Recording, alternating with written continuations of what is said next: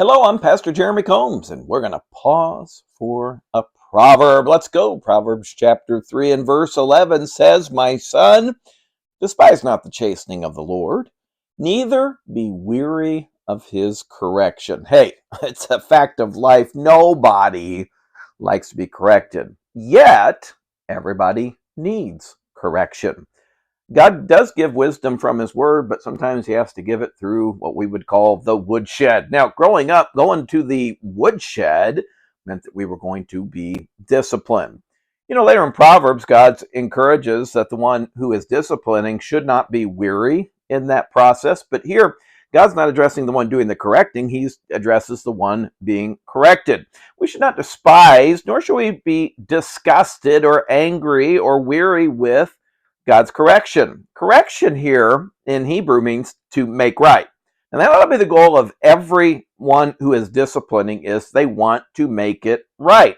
It's not to get the situation right. It's not even to make them do right. It is to make them right with God, to make them what they ought to be. Sometimes this can happen by chastening. By the word, that word chastening can mean to restrain. All other times it has to be done by correction. This is the idea of to rebuke.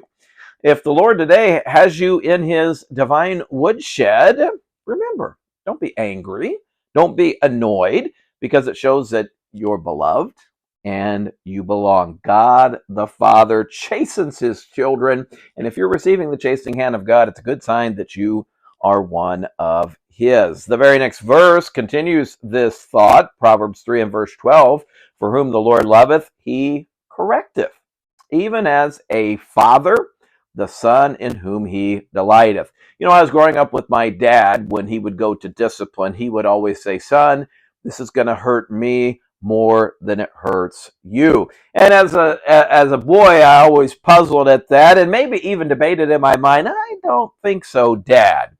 But you know what? Now that things have turned, and now that I'm the dad who is disciplining his sons, the light bulb has come on, and now I understand what my dad was talking about. Nobody with the right love and spirit loves or wants to discipline their children. In fact, that's why I believe a lot of people don't do it. It hurts you.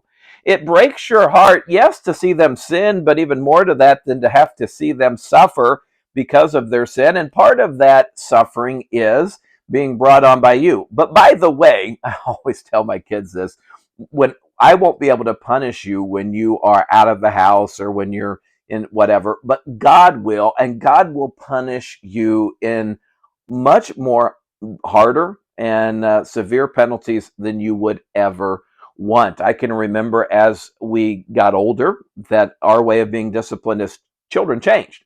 And whereas sometimes it was more the corporal punishment, then it began to kind of get into some of the grounding episodes. And for me at the time, I loved sports. And so it was, you're not going to watch any ESPN, or you're not going to be able to, watch the ball game. And boy, did that hurt. And I would almost be like, go back to the corporal punishment, please.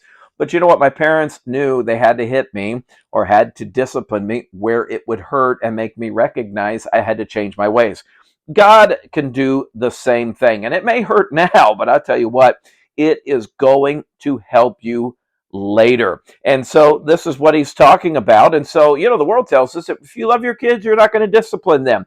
Nothing could be further from the truth. Remember, love does what is right. And the goal of discipline, remember what it was? It is to make them right.